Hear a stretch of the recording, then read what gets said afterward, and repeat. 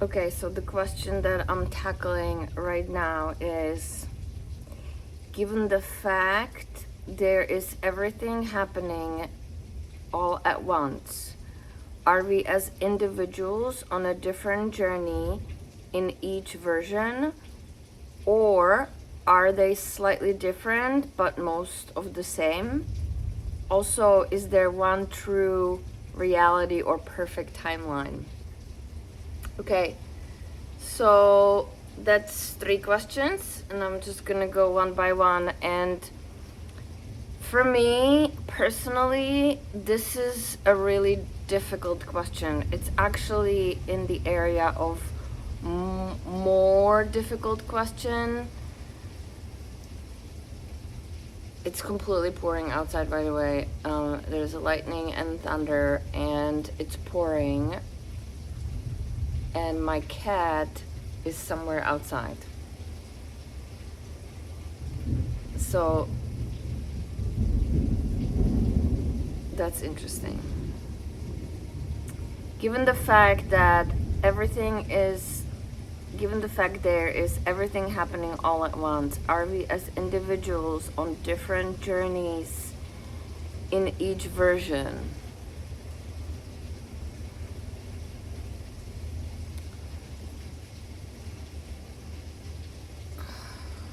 Okay, considering everything's happening everywhere all at once, everything's happening everywhere all at once, are we as individuals on a different journeys in each version? Yes, I would say yes, because every one of those journeys, every parallel reality, every possible version of your life, every decision that you could have ever made differently, according to my understanding, immediately spins out a separate reality, a parallel reality, a possible reality.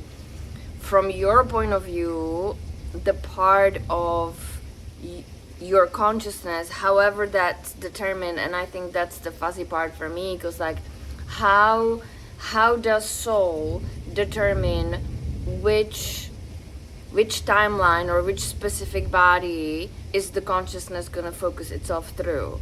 So my consciousness, or as far as I'm aware of the consciousness, has focused on my specific physical manifestation of that consciousness, even though there are endless variations of me in parallel realities, and some of them, and this is going to answer another question, some of them may look very, very similar, and some of them may look very, very different. And I think the possibilities of what that looks like are infinite, based on infinite possibilities, and based on the infinite quantum field, and based on the infinite universe, based on the infinite imagination. But how do you determine the focus, right? Like, how do you determine which reality you're experiencing specifically, with the awareness that you happen to be somehow linked to, however that connection happens, right? And then what does that mean? So, the everything everywhere all at once is also an interesting concept, because that is a bigger picture, that is like a bigger picture truth, right? Like and that's how I relate to it anyway. That is like a higher level picture truth, such as, like, for me, it doesn't happen all at once, not from my perspective, because I am experiencing it as a timeline, as a linear timeline, human life, right? I was born, that's how I'm experiencing it, that's how I am actually experiencing it.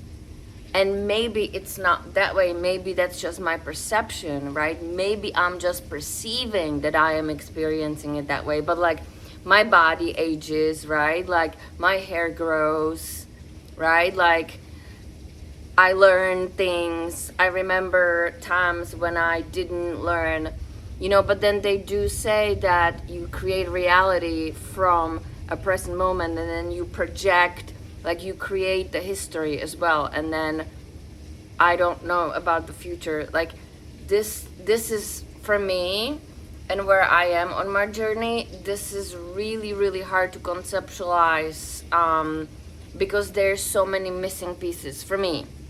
Right, there's so many like missing components that my brain can logically connect and perceive, like my capacity to logically and rationally connect and perceive some of these concepts. Like I believed in the concept, and the concept resonates with me as truth, but I don't fully comprehend how it functions. I think that's a really good explanation.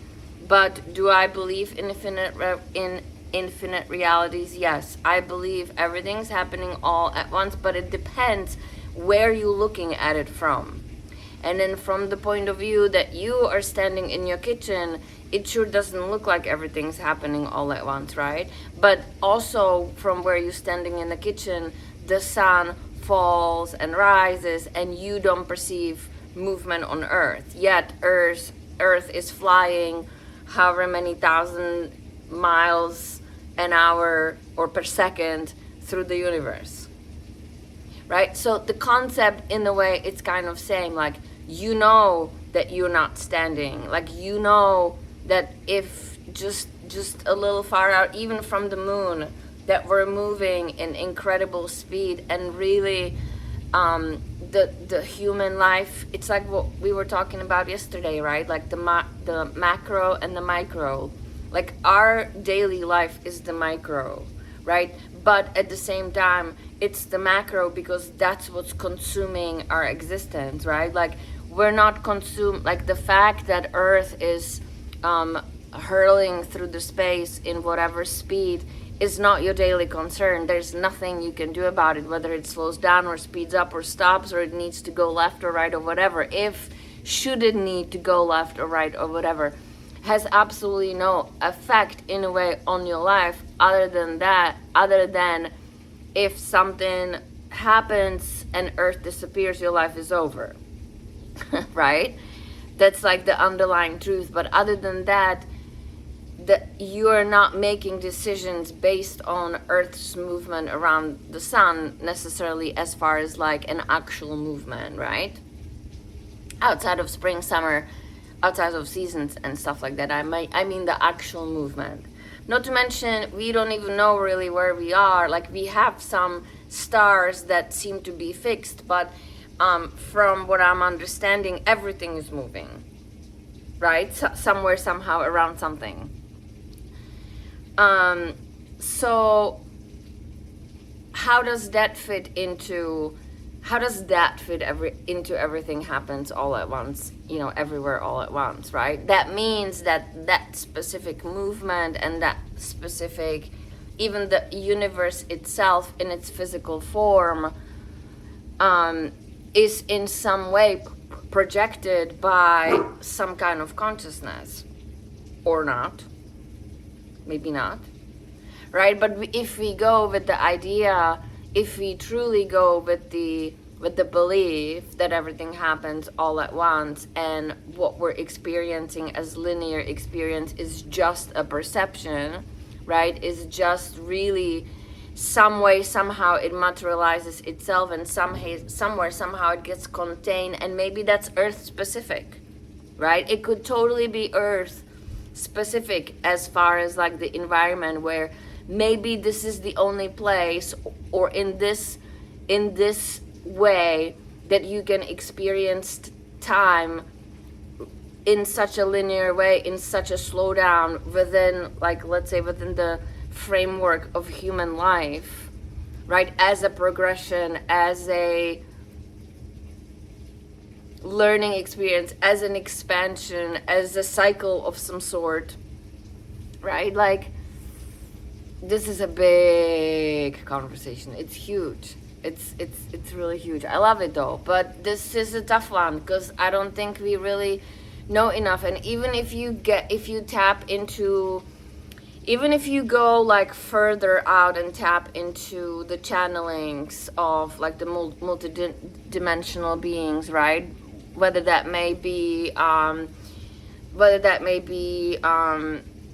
what's her name, Jane Roberts with the Seth material, whether that be Daryl Anka with Bashar, or whether that even be Esther Hicks with Abraham Hicks, or whomever, the lady who channels the Pleiadian collective. I mean, there's so many people out there who seem to, Lee Harris who channels disease, right? Like there's so many like big names at this point, right, where people are kind of well aware. If you just, or some people, some groups are well aware of these messages that seem to be coming through from seemingly higher level consciousness being, that whatever the version of physical manifestation, whatever the fluidity between is, or whatever, we don't really know. And then again, it's like we have never met them, we have never seen them, right? Like the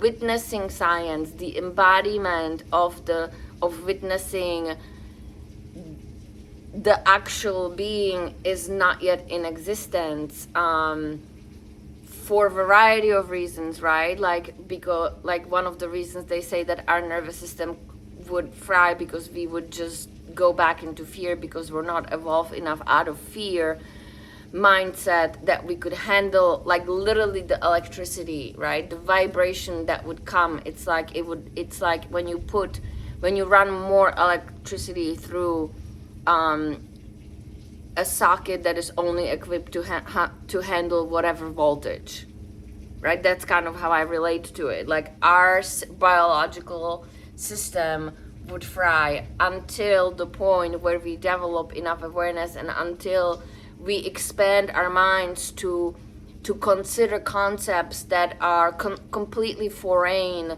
to the laws that we consider to be laws, right? Laws of physics and mathematics, and like including linear time, right? Like from what we can determine it, from what we're experiencing.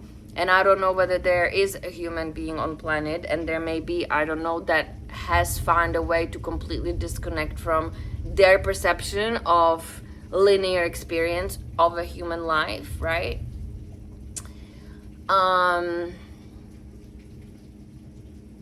It feels linear, right? But can we consider the possibility that it is in fact a perception, and it in fact does have to do something with vibrational resonance and with vibrational capacity, right? And are we becoming multidimensional human beings, like the new type of human, right? And the children would suggest that, right? The children that are coming into, that are incarnating, however you want to look at it, they seem to be different than, people 20, 30, 40, 100, 200 years ago, right? They operate differently, they think differently, they perceive things differently, right? Like not everything is like set in stone. They are breaking the structure that we have operated in for, let's say, thousands of years, in a way that I got a little sidetracked away from the topic, so I'm just gonna dial it back.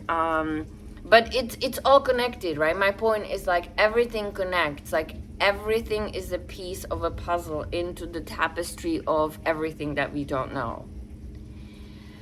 And that's really ultimately what it comes down to. Can we agree on the fact that there's a lot of stuff that we don't know about life and universe and anything? And then can we maintain some kind of open mind in the pursuit of knowledge and expansion of ourselves on many levels, versus just being stuck in a fear mindset? I think that really what it comes down to. And I don't know, obviously I have a lot to say about that, so I'm gonna move on. Are they all the same, or are they slightly different? No, I think they are everything and anything that you can imagine. I think some of them are almost identical with the slightest deviations, right? Like, whatever, the slightest deviation, maybe you have 2 kids instead of 1, or maybe you have 4 kids instead of 3, or something like that, or maybe even smallest deviation, maybe even smaller deviation, maybe you are blonde, but other than that everything is the same, right? Like, I don't know, like, but then again, I think the point is, how does consciousness focuses itself on one particular experience? Why is that one picked out of the infinite possibility, right? Like, I don't know how, and I don't really even have a theory how, actually, and that's, I think, kind of where I'm getting stuck with this question, right? Because if there are infinite realities, and clearly you're not jumping in between them because you're having a continuous experience, even though some things in the past may feel like they happened to somebody else, and maybe that's kind of where the veil is thinning, right? Maybe not everybody experiences that, right? Like, when I feel like something in the past happened to somebody else, yet I have a recollection, like, am I now on a different timeline? Yes, I believe I am, right? And then you say, also, is there true reality or perfect timeline? But how are we measuring? Like, true in what way? Like, most aligned to your authentic self? Yes, I would believe there is, right? I would believe there is any and all variation, ones that's most aligned to the authentic self, where you are truly expressing your consciousness and your vibration and your energetic signature through the physical vessel in the most optimal way. And then there's anything in between. And then there's the worst expression also, right? And then again, how are we jumping in between them? Are we jumping in between them? Are we jumping in endlessly between them? According to Bashar, we are, right? According to Bashar, we change realities billions times per second. And every reality is created from the moment it gets experienced, right? Like, is it possible that everything is happening so quickly all at once that we have absolutely no way to perceive that? Sure. I mean, why not? How do we ever prove that, or how have we ever evolved to define our truth, or define a new belief system based on that may be truth? I mean, how would I know? How would anybody know? I mean, it's fascinating to think about it, but you know, how would anybody ultimately know? So, perfect timeline, yeah, absolutely, I do. And your perfect timeline is called the flow state, in my opinion, right? Perfect timeline. And then if you think about it, from the moment that everything happens everywhere all at once, if you're in flow state in the present moment, and then you feel alignment, and you feel peace and joy, or some sense of gravity at the same time, like, are you in a perfect moment? Are you in that moment in a perfect timeline on whatever journey you happen to be on? I think so, right? So is perfect timeline, it's the whole time, is a continuous timeline one thing? Or can you be in perfect moment within any specific timeline in any given moment? And I think the answer is both, actually, right? Can you be continuously in the perfect timeline in the perfect moment? I mean, I think so. It's not what I'm experiencing. Is it possible though? Yes, I think so. Is it possible within this incarnation?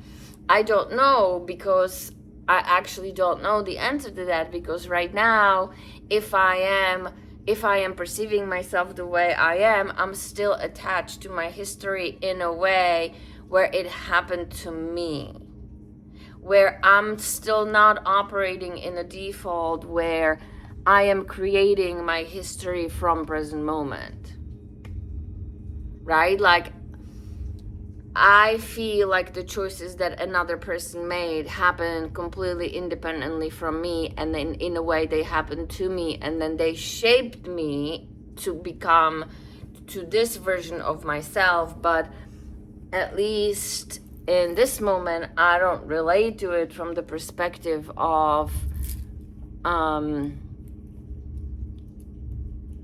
I have created all of that, including the person and their actions, right? I mean, because that brings you into now there's like, okay, like, how do we hold people accountable if you are the one who's creating the person and their actions, right? So, like, again, how do we reconcile that? Because that doesn't actually feel completely true to me, right? Like, there is a shared creation component for me, right? Like, I don't think I'm doing everything alone, and I may be, but that's kind of where I am on my journey, right? That's kind of how I understand it now,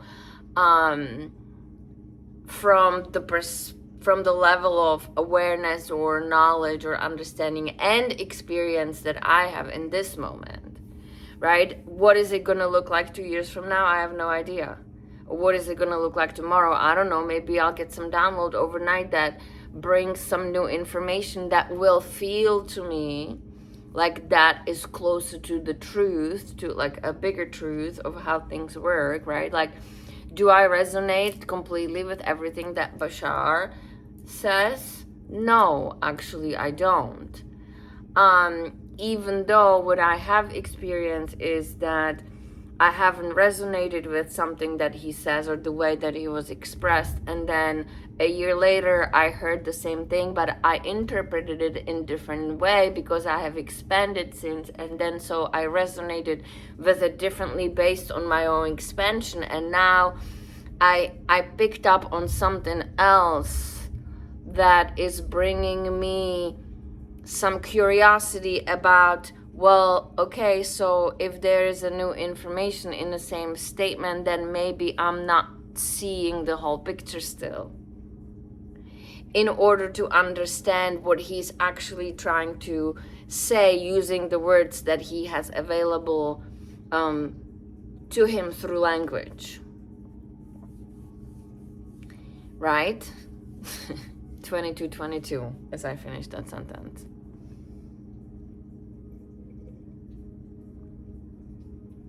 So that's the tangent that I just went on. That's kind of how I am holding it in this moment.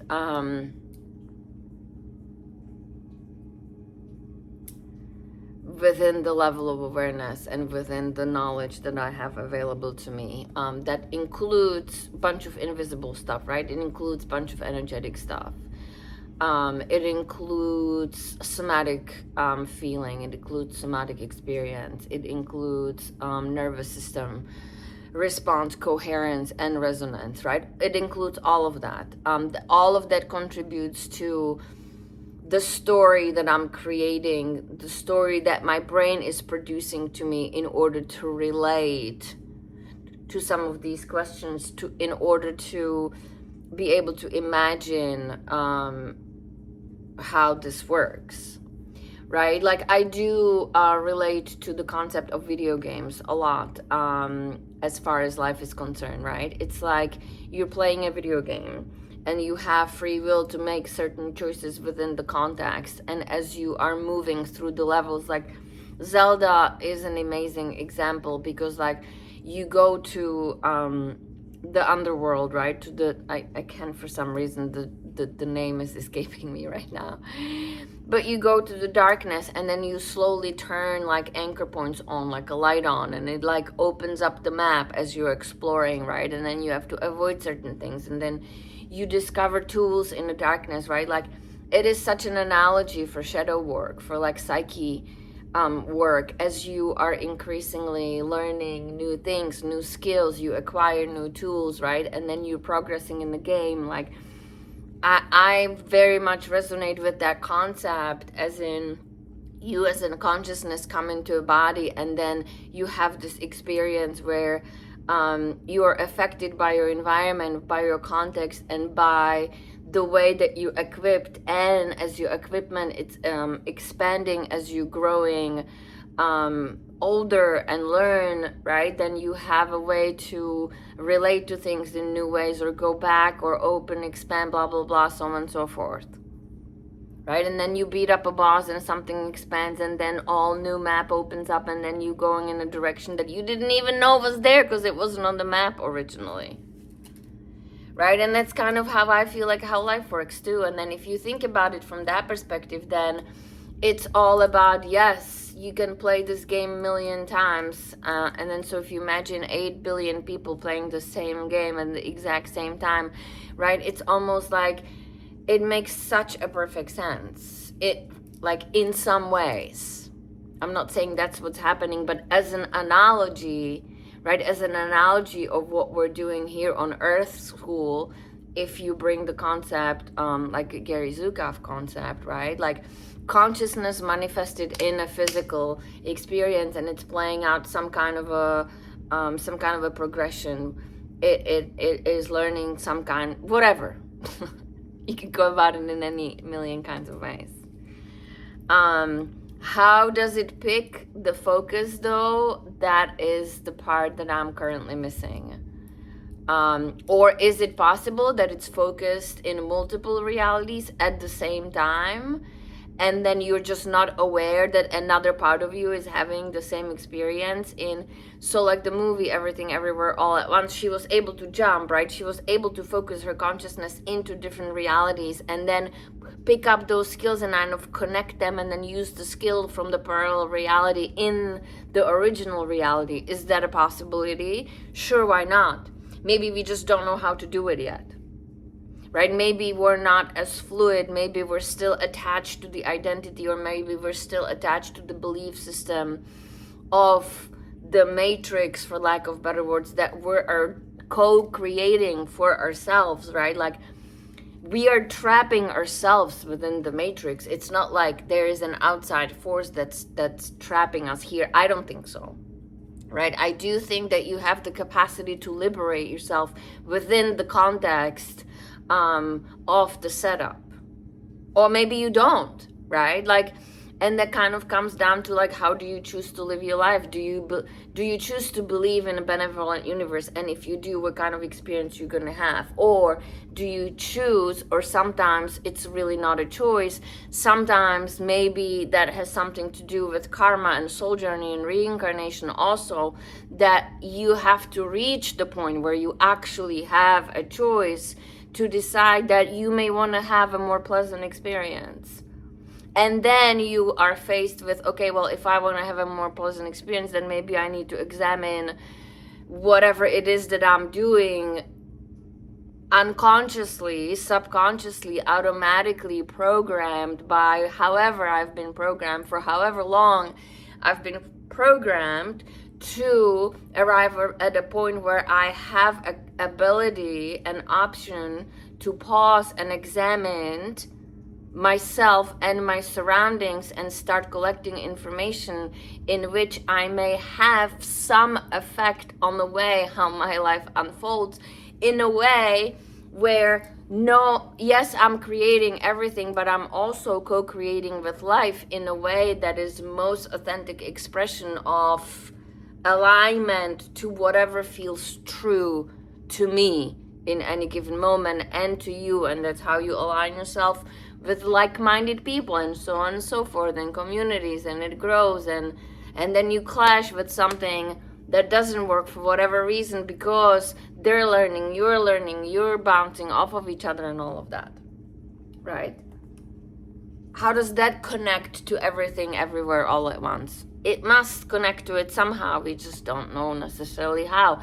And all these, like, new, right, paradigms and expansions and realities and higher dimensions, and people channeling like multidimensional consciousness of whatever intergalactic talks, and then we're bringing it back to ancestry too. There's so much focus on connecting back to ancestry and indigenous cultures and rituals and earth consciousness and all of that, right? It's like, it is so complex, and we have only started to have that conversation. But also notice how important it is, because the the way that it's expanding us in real time, you know, compared to, like, let's say, I don't know, did people have these type of conversations in like Renaissance? And I mean, maybe back in the ancient culture, they did, and then somehow it became about power, and then fear took over, and then we kind of disconnected from the curiosity of the big picture, and then we got sucked into the immediateness of our daily life, right? Into the ego, into the identity, into the direct experience, the direct. Is that wrong? It's not necessarily wrong, but something somewhere went wrong, if you will. But it also didn't, because it had to unfold in a way that we could come to a place where we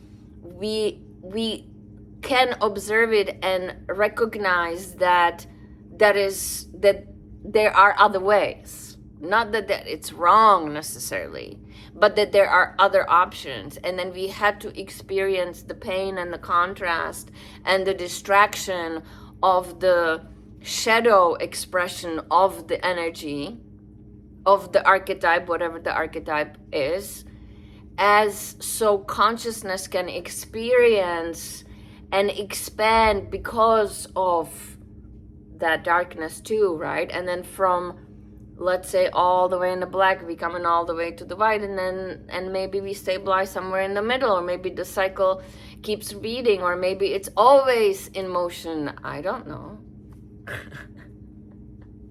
Right?